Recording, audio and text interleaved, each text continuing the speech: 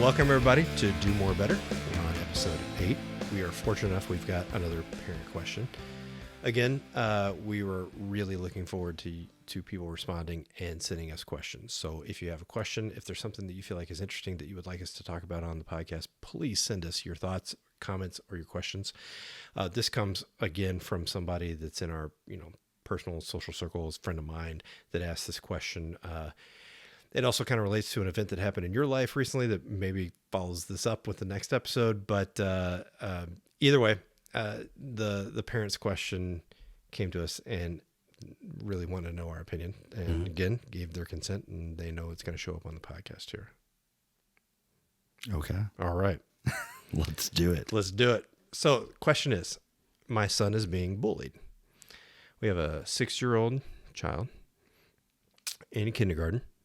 And they were out on the playground playing, and a group of boys headed by, probably a, I don't know the right word here, but headed by a boy who's probably running the show, comes up with a group of boys and tells the child, you should go punch this girl. So this kid's being bullied into bullying another kid. You should go punch this girl. And the child says to the family, I didn't really know what I was supposed to do there. What this kid did was he said, oh yeah, okay, I'll go do that. And then ran away someplace else. Or at least to a different spot in the play yard or something like that, and avoided the situation. And the family came asking, what are we supposed to tell him to do? Sure. Putting the situation in my mind here, it's not a bad solution, really. That's the first reaction I had. Absolutely. Yeah, I mean, okay, there are better solutions here, and there are lots worse solutions now.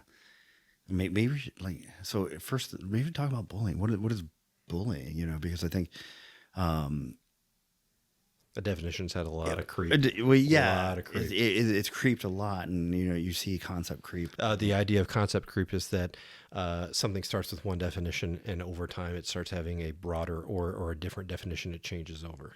Right, and so what started as in other one words, thing, the idea of bullying in the 1960s is different than the idea of bullying today. Right, and there are things in the 1960s we couldn't have predicted, like cyberbullying. Right. And now those and bullying has gotten itself a fairly wide definition. But for one, define bullying. But actually, I was thinking more as bullying's been going on since the beginning of time. Mm-hmm. And what is bullying? And bullying is the establishment of hierarchies, which have happened for as long as we've documented in humans. Of course, I think like every psychologist, I'm against bullying, and I acknowledge it's going to happen everywhere. Right. Every situation, all times. And so that this is... Been bullied yourself before? Yeah, I guess. Yeah, I mean, at least the idea by of somebody... by my older brother. But yes. Okay. I can look back to my own childhood. Yes. And I don't know how many of us would say we were never, ever, ever bullied. Right. And bullying is in the eye of the beholder too. Right. And so I would imagine, although I have tried to go my whole life without bullying anybody, I can imagine somebody thought I was bullying them. Yep. I showed up to a party. I have this real vivid memory. I showed up to a party one time when I was in high school, and it was like a small get together. This wasn't like some big giant kegger or something. And I showed up to the party, and a female ran away, and ran away out into the woods. And I didn't know this person very well, but the reaction was like, yeah, this girl ran away. And I was like, oh, like she's gone. And they're like, yeah, she left because of you. And I was thinking, I don't know this person from Adam. Like, I've never had a real conversation with him, but right. I had apparently done something to rock. Oh, you had bullied that person. Apparently, oh, wow. so, I thought you yeah. were the victim of bullying. That Yeah. Well, I think I'm going to rarely ever cite Big Bang Theory on here, but Big Bang Theory does a great job with, is it Penny who's the main character? She's the main female. Main female who was talking about her experience in high school and all of these great friends that she had and how we locked this girl in the locker and it was so fun and they had to like, Penny, you were bullying. Yeah, and they all kind of like enlightened her about it. Yeah, she had no idea. And then I think we have had an interaction with someone we know where we didn't realize we were bullying. I don't know what you're going to reference. I think we were having drinks with someone and they talked about kissing someone. Remember this? Who was the famous person that you would kiss? Yes, I do remember the conversation. You and I would definitely be accused of bullying in that situation. You and I have a very, very dark sense of humor. We do, and yes. This person did not, and they started talking about, kissing someone, and we were like, what are you talking about? Kissing somebody? And we took it a completely different level of awfulness. Yeah, no, I remember what you're talking about. I think it gets to, and we've talked about this too multiple times, is intentionality, but it's so hard to tell intentionality when it comes to bullying. I'm working on getting my face not red. Hold on. Okay. Yeah. No, I'm sorry. So this kid is obviously being bullied on some level, but like bullying is in the eye of the experiencer. It can, I don't know. I think I would argue it's really normal. It's probably not going anywhere. We're not saying just because something is normal and I accept it doesn't mean we don't do anything about it. Right. I mean, hunger, tragedies, racism. These are things that are truths and reality, and just because we accept them for existing doesn't mean we don't do anything about it and try to make it better. I think the thing is that we will be different than a lot of people who might consult on bullying. Is we would look at it as being a very normal part of childhood that's probably going to make you into a better person. Yeah, so it's again one of those things that like needs a Goldilocks sweet spot. Like a little bit is probably not necessarily good, but acceptable and probably part of a childhood experience that is going to lead you to an adulthood experience that's well-rounded and good, but too much of it can absolutely slam a person down. It's finding the right amount of adversity for somebody. Right. Very big difference between a little bit of playground justice and a lot of like early trauma from being bullied. So I don't want to skip over the idea that both of us just hit on, though. Like our first reaction was like, "It's really not a bad solution." Oh yeah, we should probably go back. To that. I think we got on a tangent. Said, "Oh yeah, no, I'll totally know what you're talking about," and then went someplace else. Like pretty good solution. I feel like a fairly I mean, I as a parent, it's really hard to like say this is exactly how I would react, But as a psychologist and not being this child's parent, my initial reaction was like, knuckle bump. Way to go, buddy. Not bad. I mean, like there are different solutions you could have chosen, and I think it's probably a good. As I'm saying, it's probably a good frame of reference to look at all behavior is some sort of solution. Yeah. Regardless of the behavior, it is a solution to a problem. Now, it's not always the best solution to a problem, but it's not always the worst either. And the kid just said, all right, and walked off and didn't do it. Yeah, I think if you like extrapolate it to some other situation, take like a 17-year-old that's, I remember the Just Say No campaign for drugs and all that kind of stuff. I think of a 17-year-old who is really in a bad spot and somebody's like presenting them with drugs and they go, yeah, totally, I'll do that. Hold on, I'm going to go grab something in my car. And then they leave. I'd be like, that's... well done. Pretty good solution. You got out of there. Right. And if you can blame it on something, yeah, I'm fine with that. Right. Yeah. So I my first reaction was for a 6-year-old, I thought that was pretty insightful. Pretty good job. Yeah, it was pretty good. Yeah. And so maybe we should evaluate this and like it worked, you know?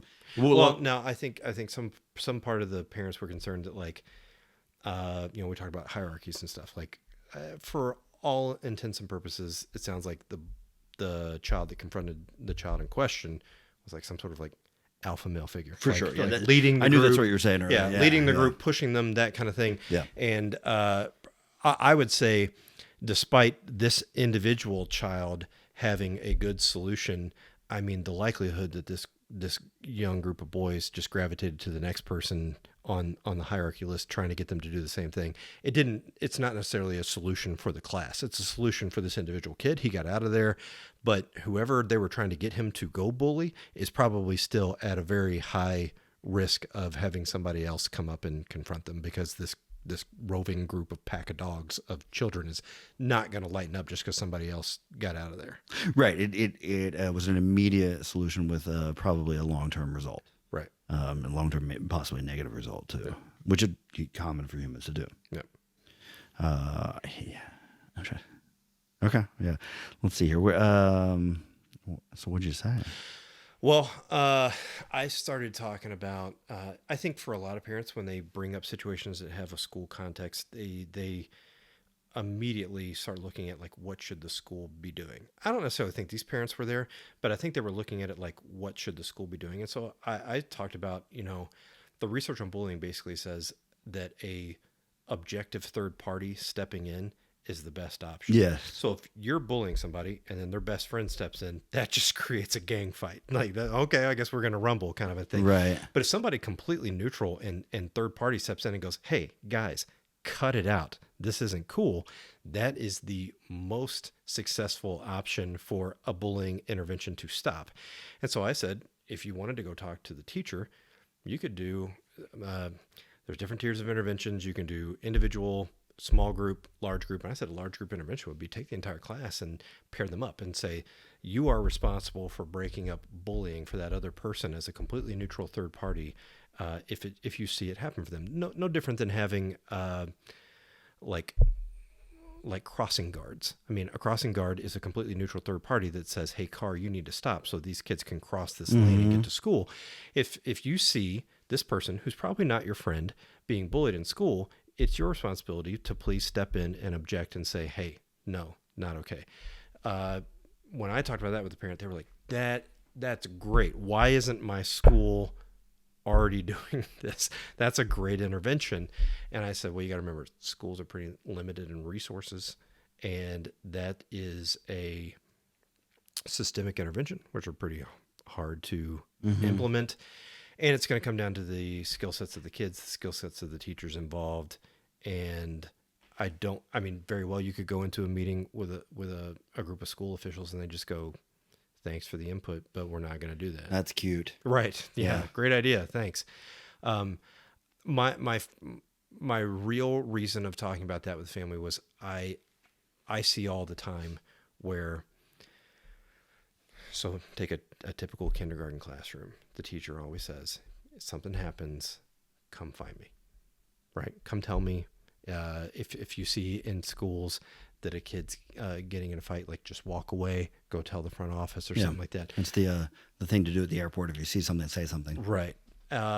Unfortunately, though, I think adults really, really, really miss out on the functionality of their own suggestions to children. And what that means is, if a kindergarten teacher tells a kid, hey, if somebody shoves you, you come find me. Don't shove them back. Don't fight. Come find me. And then inevitably what happens is the kid goes up to the teacher and goes, hey, he shoved me. And what's the teacher say? I don't know what the teacher says. Okay. I expect the teacher, a kindergarten teacher, I would expect them to say something like, don't tattle or something like that. Yeah. Like, I didn't see it. Yeah. You look fine. They're not going to solve it. Yeah. Right. Yeah. Whatever version of justice this kid was going for is completely lost when this teacher says, well, I didn't see it, or you look fine, so just let it go and walk away. The kid's learning experience there is, well, that didn't work. That did nothing. Well, I'm glad you bring that up, because as you were talking here, I was like, we're going to disagree here. Oh. Well, but you brought that up, and that changed my mind. I think it was Jonathan Hyatt, who I took from him, is we don't prepare the road for the kid. We prepare the kid for the road. Mm-hmm. And so the teacher's constantly stepping in and solving the problem, or we're constantly doing these big bullying interventions. We have a kid who has not developed the social skills to get themselves out of a difficult situation. And that's what bullying is, a difficult situation. And it might be preparing your kid to solve problems someday. And so, I'm glad you brought that up. Yeah. I do think that if you probably look at the literature, you'll see those big group-based interventions. I stole it from another psychologist I was working with years ago, who said you want to pair your kid up with the Captain Kirks of the world. Like you remember Star Trek, the Captain Kirks is they're fairly high when it comes to their morality, but they're also very strong and willing to fight whenever they need to if it backs up their friends, and that's what want to pair them up with that. And so that was kind of the initial intervention of like, if we can get a third party to step in, and then the other part of me goes, and this just might be an experience your child has to have, and you have to make you into a well-rounded, fully developed human being. It sucks. I'm sorry. And a lot of life lessons work that way. So I'm glad you brought it up so we didn't have to disagree. What was the disagreement you think? I thought you were kind of like talking around like, let's prevent this kid from being bullied. No. Then you brought that up, and then I think the hard part is, I would say, for a lot of families that I'm talking with regularly in clinic, the real reality of the situation is, I don't disagree. Maybe the school should be doing more, but if you want to be responsible for your kid's education and make some sort of solution here, you're probably going to have to take up the mantle and do something different. You're probably going to have to go in. I mean, what were you going to say? Oh, the only thing I would correct on that is the but. You're probably right. The school should be doing something different. And your kid needs to learn better social skills to get out of these situations, and are both true. And the but negates the first, Okay. So. Little dialectical behavioral therapy. Yeah, I agree with you. At some point, we'll probably talk about DBT. So. Right. So this is where you and I think, have fun with this. The dad's suggestion was, he ought to just punch that kid. The kid comes up, pressuring him. He tells him stop. If he doesn't leave him alone, punch him and get the kid to leave him alone. Yeah. And the mother asking the question was very much like, his dad says this. I mean, I think we have talked about before that I've been worried about losing my license as a psychologist for recommending that a kid stand up for themselves, that in itself is actually fairly sad, I would say. That recommending a normal thing in the 1950s, like the kid is attacking you, you stand up for yourself.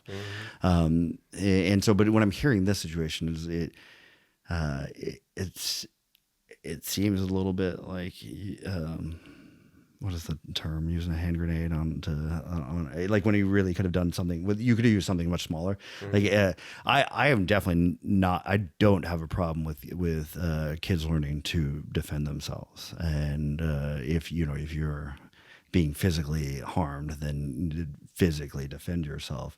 This kid wasn't being physically harmed in this situation. There was another kid though. Technically on the other end of this. So if this kid follows through and goes and punches the other kid, then I guess that. But this kid's not being physically harmed.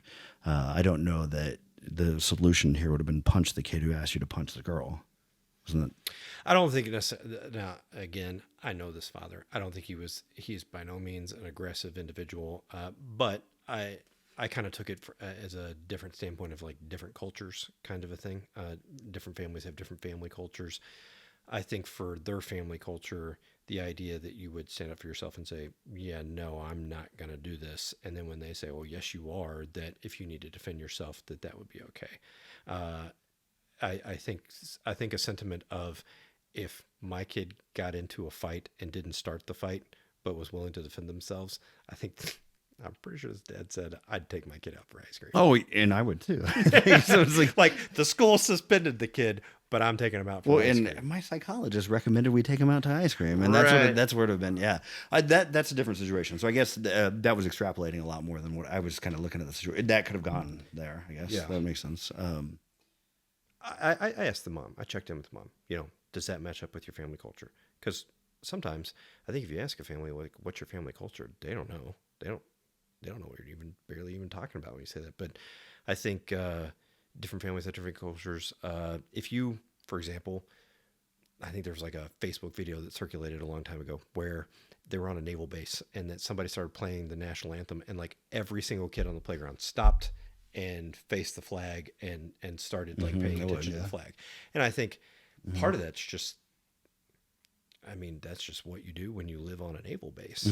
I wouldn't expect to see that at a local elementary school or something like that. That is the culture of a military culture. That's the culture of living in a family where, one or both of your parents are service members. That reminded me of what I was thinking. And so I think maybe a job of a parent is not, it's really hard to teach somebody what to do in every situation. Right. And you can't tell your kid like every possible situation that they're going to come up against, but you can tell them values and you can come up with a culture, and so a value of honor, which is what is honor, which is, I mean, like to define it is like knowing when to use violence. I know that's like a simple explanation for it. And so if you as a parent have had discussions with your kid about when it's okay and when it's not okay, then we don't have to solve every situation. We just have to know that it is okay to use violence if somebody bigger than you is trying to attack you. But the hard part is there are opposing values going on. Because Yes. the school's values They're and not culture that. do not say that. No, they're not that. And we might disagree with the school's values. So that was a conversation I had with them. It was like, hey, I was really checking with mom. What is your guys' family culture here? Because you have to recognize your family culture, however different, is at least in some way going to be different than the school's culture. Yes. And as much as the schools would like their culture to be your family's culture, that doesn't always happen. There's probably some overlap, probably a large amount of overlap, but your family culture is not the school's culture. I've had similar cases where medication for kids with ADHD comes up and standardized testing is coming around, and they're like, the school wants them on the medication so that they do well in the standardized testing. And I've had to have conversations with the family is that the standardized testing doesn't affect your kid. They don't get a grade on it. It doesn't affect their college. It affects the school a It lot. affects the school though. And so, yes, if you are like pushing for them taking medication while they're on that test, you are pushing towards the school's values, not your own. And so being clear on your own values and being, so yeah. And so that makes like, I think too, we also have to be careful too, is we have values as therapists. We have, and I think our values become fairly obvious, and we're not trying to push our values on them. We're trying to help them be more clear on theirs and teach them to their children. And it's I would say, a constant mindfulness exercise that we're trying to take in consideration. We have those values, and they're not supposed to be what is occurring in the therapy room. Leave them at the door, right? And so, and even with working with an adult too, I think the same thing is like, I'm not trying to enforce my values on you. I think that would make me a really bad therapist. I'm trying to help you figure out what yours are and make the decision based upon that. And as a parent, we talk about values of honor and standing up for yourself, or nonviolence. If that's your value, that's your value. That's fine. So it turns out with this mom, she kind of ended up aligning more with the dad than she thought. If I came to school and they told me that my kid refused to hurt a female student and stood up and a fight ensued and my kid defended himself, she said, yeah, I guess I'd go along with them when they're getting their ice cream. And I said, okay. So then now we always talk about solutions at the end of our episodes. It's like, so what's the solution here for her? And I said, just know you're probably going to get a phone call from the school that says, hey, little Timmy just got into a fight at school. And you're going to have to go, okay, I understand. My kid got suspended. Thank you very much. And then after you get out the door, I guess we're going to get ice cream. Yeah. I think I'd add find a diamond in the rough here is this kid came and told you about this too. That's really important. This kid was honest with you about something that was really difficult at school. Like, that is amazing. Thanks for coming to me and telling me this. Yeah, that's a hard situation. Validate them and tell them it's hard. And you may not even know what to do right away. But if you've got a 6-year-old and you can go ahead and reinforce honesty, that's really nice when you have a 17-year-old, because they're not so honest at times. I mean, that's worth its weight in gold if it happens when they're 17. Right. I would rather have the truth. And the fact that this kid came and told you the truth and is willing to talk to you about the situation, I would go ahead and reinforce and being sure that you let that kid know that when you come and tell me the truth, you're going to get high amounts of praise. You're going to, I might help you with the situation too, or I might say you got to deal with this too. I think this is probably pretty tangential and not necessarily super related, but I also think it's probably that whole bad mom thing where moms are constantly fighting some sort of social pressure that everybody else has a really good idea of how you're supposed to be mothering compared to your own individual. I think, at least in my experience of talking over this question with the parent, what came down to it was just simply affirming that your family culture does not have to be the school's culture was freeing in some sense, that's not necessarily, the same way that, I think there's a lot of latitude in our job that if one provider says one thing, it's like, you don't have to say the same thing as every provider. Like not at all. you've got your own mission to do here. You got your own idea. And I think that was pretty freeing for this parent. I can imagine that was freeing too. And I think that too, there's a theme of, it actually stumbles under themes of a lot of our podcasts so far is that like your job is not to make a happy kid, and your job is to make a well-developed adult that you want to hang out with someday. And the well-developed adult can stand up to the bully. Yeah.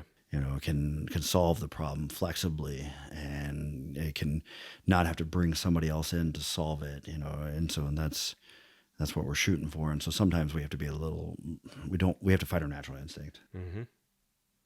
What do you mean by that? Like you brought up the idea of like being a good parent, being a loving parent. And sometimes being a loving parent means trying to keep your kids safe, trying to make them happy, trying to make them feel good. And so the natural instinct sometimes is to solve the problem, when the unnatural instinct is to let them suffer a little bit. Let them experience a little bit of difficulty, because that's what builds character. It's hard. It's got to be hard to do. I imagine you probably can speak to that more than I can.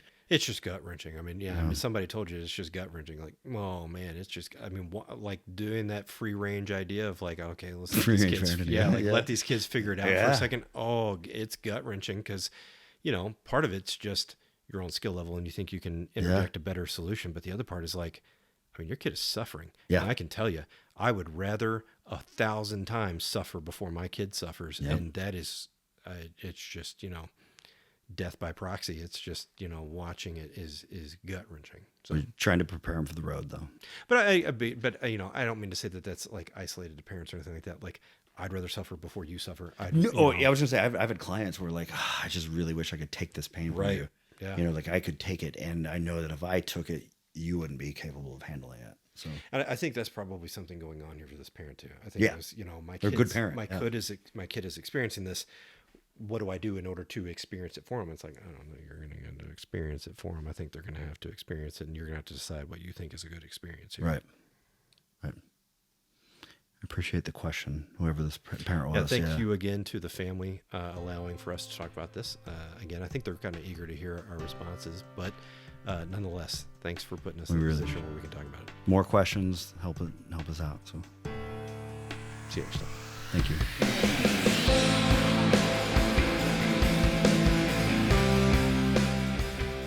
Don't forget to click like and subscribe. You can follow us on our Instagram at DMB Psychology for updates and to submit any comments or questions. You can also find us on our website, domorebetter.buzzsprout.com, where we have info on all episodes as well as our donations and merchandise links if you'd like to support the podcast. You can search for us on YouTube and all major podcast platforms under Do More Better.